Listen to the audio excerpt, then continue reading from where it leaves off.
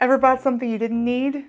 Of course you have. You're human. And I'm sure you've heard all the talk about it being a problem with budgeting or responsibility, that it's some kind of moral failing. But what if I told you it's actually a dopamine problem? Wait, what?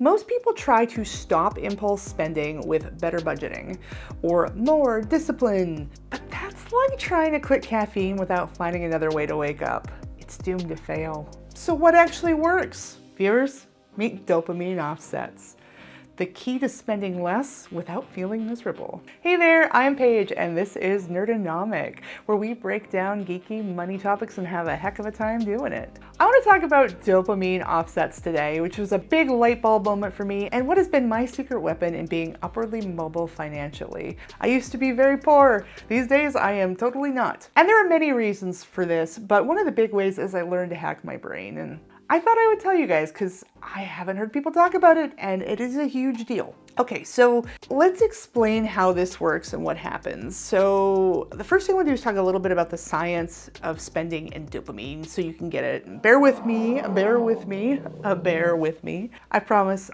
we're going somewhere. So dopamine, if you're not familiar, is a neurotransmitter. It's your brain's reward chemical. It feels good. It's one of the only things that feels good. It's feeling good, feeling satisfied. And whenever you spend money, it triggers dopamine in your brain. Your brain's reward chemical just floods you. It doesn't care if the purchase is smart or dumb. Your brain just wants that hit.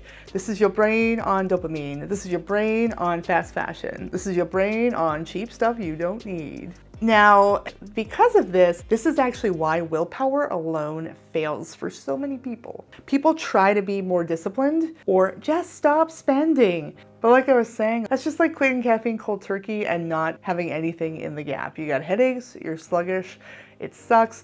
And also, anybody who has tried to quit caffeine knows that a lot of times you go right back on because you feel like crap, especially once you get too busy with life to keep focusing on it. But the good news is that there is something, and so I want to talk about what dopamine offsets are. So some of you might be familiar with carbon offsets, this concept that have become more popular lately. They're basically reductions in greenhouse gas emissions that are used by companies or consumers to compensate for emissions made elsewhere, like a balancing act. So if you have something that you do that adds a lot to your carbon footprint, you can fund a project that reduces emissions by the same amount. So what does that look like? Well, common carbon offset projects are things like planting trees, which can absorb the carbon dioxide, building wind or solar farms to replace fossil fuels, something to improve energy efficiency to reduce your future emissions, or even methane capture from landfills or livestock. They're often used by businesses or individuals trying to reduce their carbon footprint,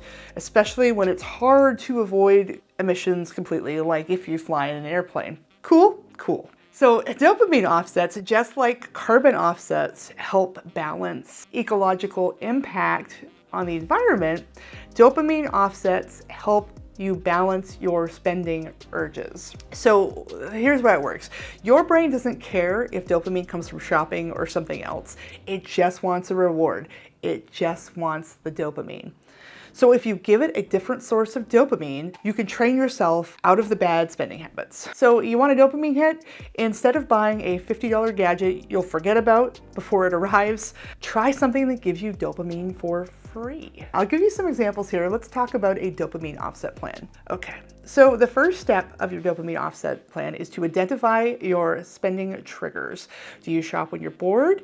You're stressed? If you're procrastinating?